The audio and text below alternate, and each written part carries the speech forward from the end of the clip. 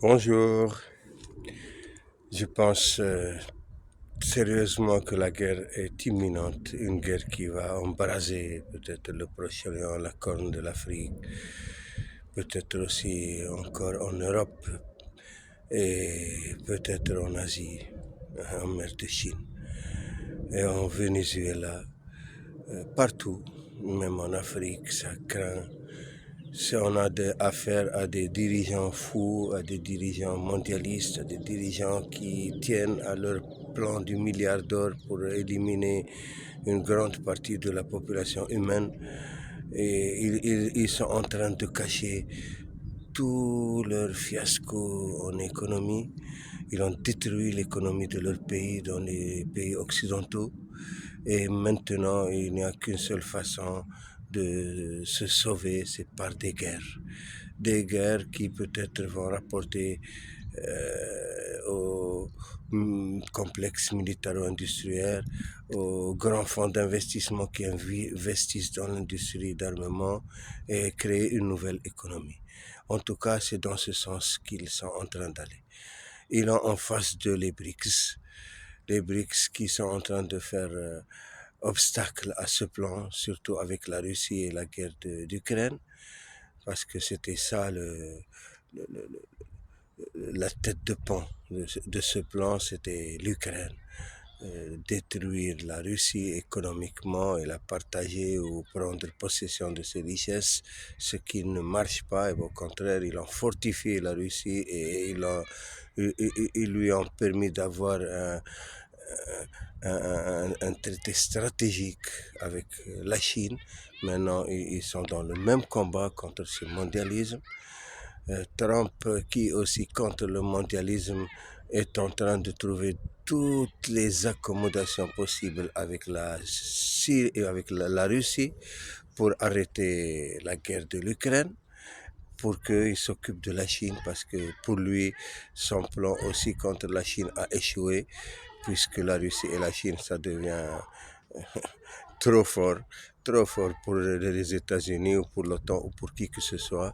Donc il veut séparer entre la Russie et la Chine, ce qui est impossible, mais il se trouve acculé. Maintenant, chez lui, on lui crée toutes sortes de problèmes, comme avant, l'affaire Epstein aussi, où il est impliqué, et avec les tarifs douaniers, avec l'immigration, toutes sortes de problèmes il aura. Parce que aussi le lobby juif, surtout sioniste, messianiste, contrôlé par Larison et ceux qui sont derrière Marc Rubio et Netanyahu, ils sont en train de déstabiliser Trump à l'intérieur des États-Unis. Et il a en face de lui maintenant les démocrates qui reviennent en force avec Zahran Mamdani, qui a pris la mairie de New York, le fief incontesté des Juifs aux États-Unis. C'est le deuxième Jérusalem. Et maintenant, c'est un musulman antisioniste qui l'a pris. Donc, aux États-Unis aussi, ce sera catastrophique pour les années à venir. Trump a tout le monde contre lui, même son armée qu'il a fait appeler pour leur parler comme des enfants et ceux qui ne sont pas contents qu'il démissionne. Donc, Trump veut prendre le contrôle sur tout l'appareil des États-Unis, Congrès, les chambres basses, l'armée, les services secrets, et il se lie contre lui. Maintenant, Trump ne sait plus quoi faire. Il veut aller en guerre au Nigeria, au Venezuela, parce qu'ils veulent adhérer aux BRICS. Le Venezuela est candidat et le Nigeria aussi. Donc, ça, ce sera la pagaille. Ils vont créer la pagaille partout. Et des mains derrière ce sont les mondialistes qui veulent vraiment éliminer une grande partie de la population mondiale. On se rappelle l'affaire du Covid. Ça a échoué, mais quand même ça a fait des dégâts sur les économies internationales et aussi sur les vies humaines. Et maintenant, apparemment, il y aura d'autres. Il y aura d'autres. En ce moment, on en parle. On a affaire à des fous. Si heureusement, il y a les générations Z, les jeunes, qui sont en train de se réveiller partout dans le monde, et surtout aux États-Unis. On a fait un sondage dernièrement, 60% sont contre Israël et sont avec les Palestiniens. Ils en ont marre qu'Israël contrôle leur pays et contrôle la politique de leur pays et contrôle l'économie de leur pays. Donc pour Israël, c'est le glas de la fin.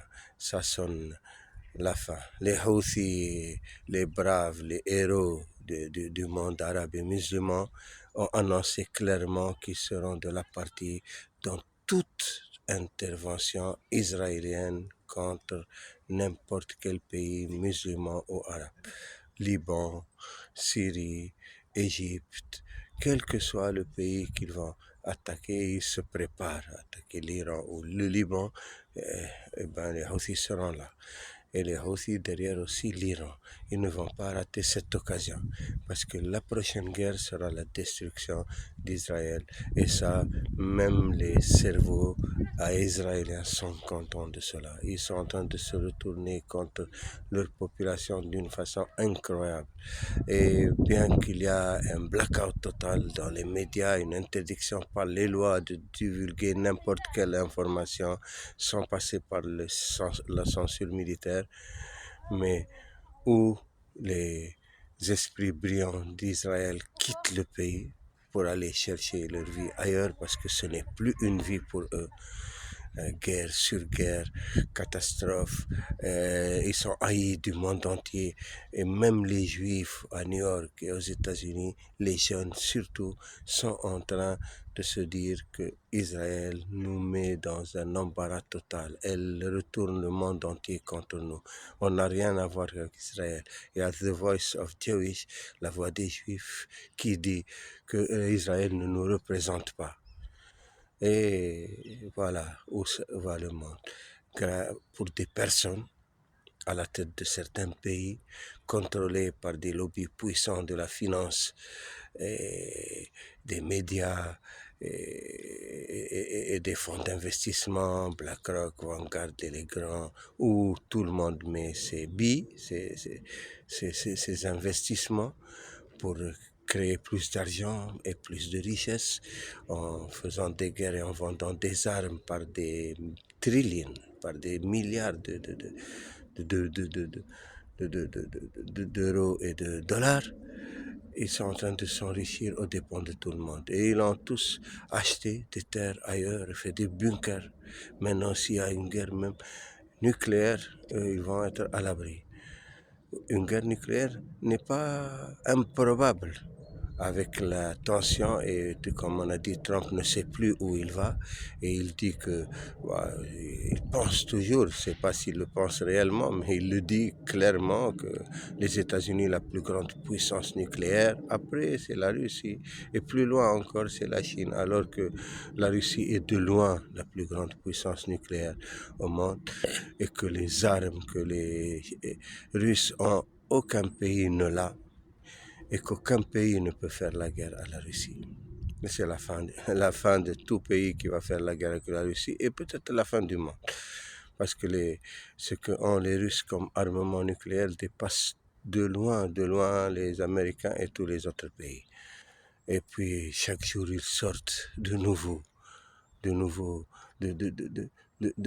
missiles, de nouvelles armes que personne n'a, qui peuvent faire avec un combustible inépuisable, qui peut faire plusieurs fois le tour de la Terre avant de frapper la cible qu'ils veulent.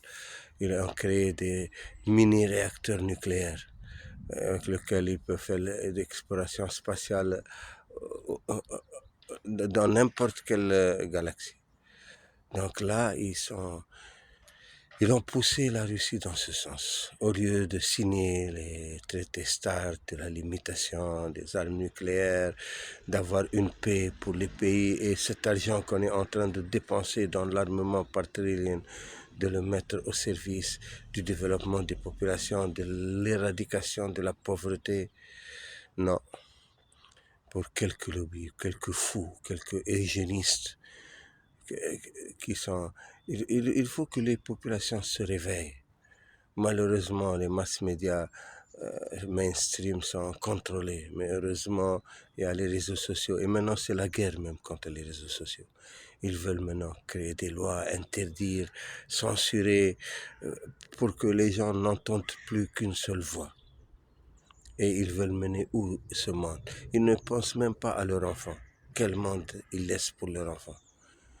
Nous, c'est pas nous qui sommes intéressants. Nous, on a atteint un certain âge où c'est fini, on s'attend à passer dans l'autre monde. Mais pour nos enfants, qu'est-ce qu'on est en train de faire? Quel avenir on est en train de faire pour nos enfants? J'espère qu'il y aura un peu de raison et que certains dirigeants dans le monde commencent à dénoncer leur gouvernement et que des votes vont faire changer les donnes prochainement s'il y a.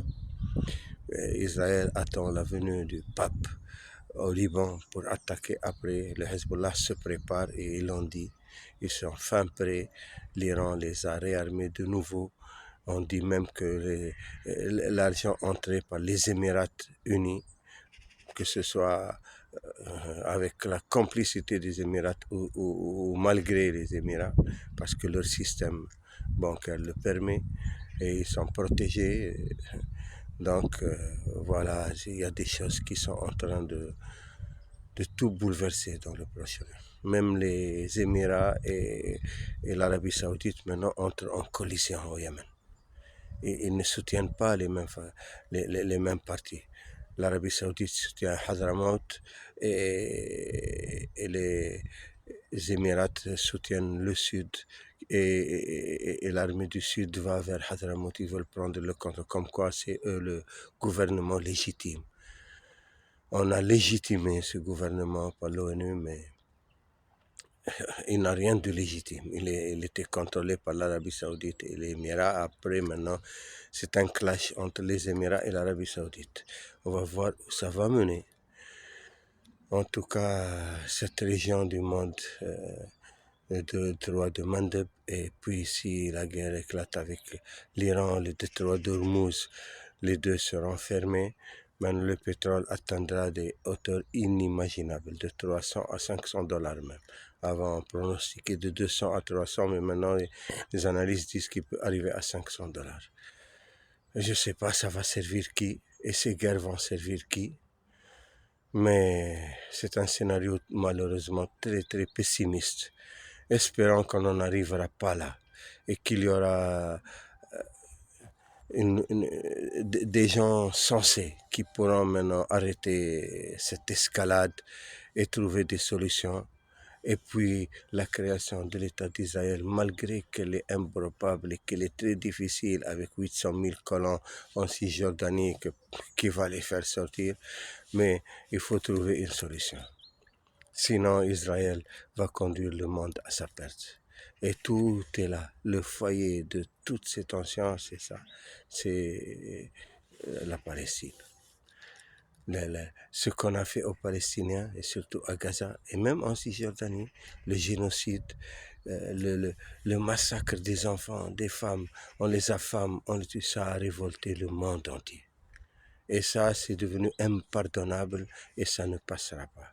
Et c'est ça qui fait perdre à Israël tout ce qu'elle a construit depuis la Deuxième Guerre mondiale, depuis leur traitement par les nazis et leur victimisation qui a perduré, qui se présente comme la seule démocratie au Proche-Orient. Là, tout est tombé. Personne n'y croit. Maintenant, ils voient devant eux. On ne voit pas des humains, on voit des fauves. Et même eux, ils le disent, qu'ils n'ont pas affaire à des humains. Pour eux, les Palestiniens, c'est des animaux. Ils l'ont dit clairement. Gallant l'a dit. Gallant, il est poursuivi par la Cour pénale internationale et par la Cour de justice internationale.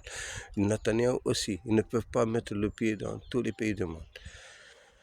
Donc, ce n'est plus quelque chose qu'on parle dans les journaux, c'est devant la justice internationale. On verra s'il y a la guerre maintenant avec le Hezbollah et puis entreront les Houthis du Yémen et l'Iran. C'est le Brésil. Voilà ce qui nous attend.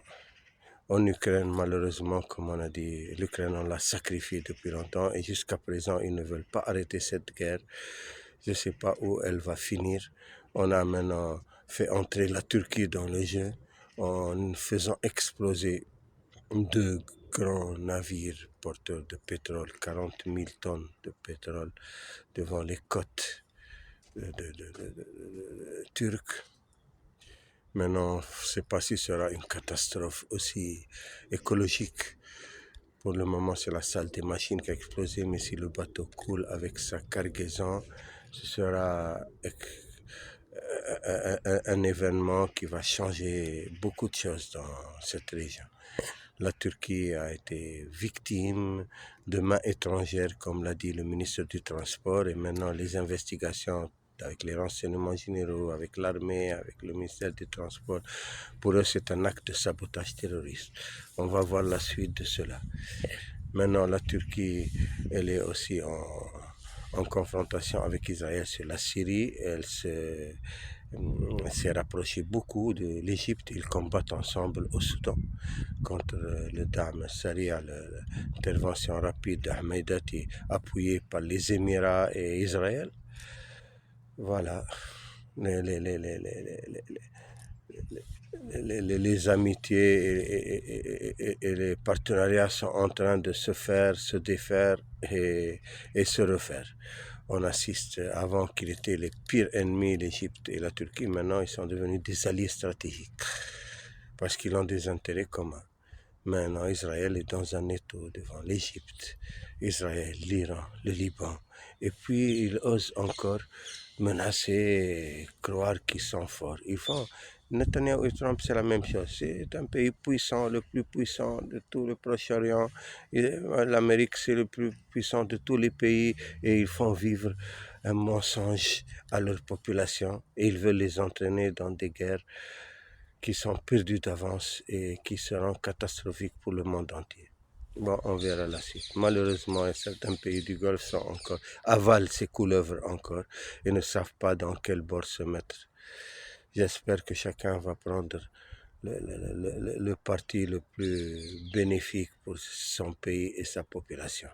Et surtout pour sa foi et ses convictions. Et ne pas être des traîtres que l'histoire va condamner. Merci, à la prochaine.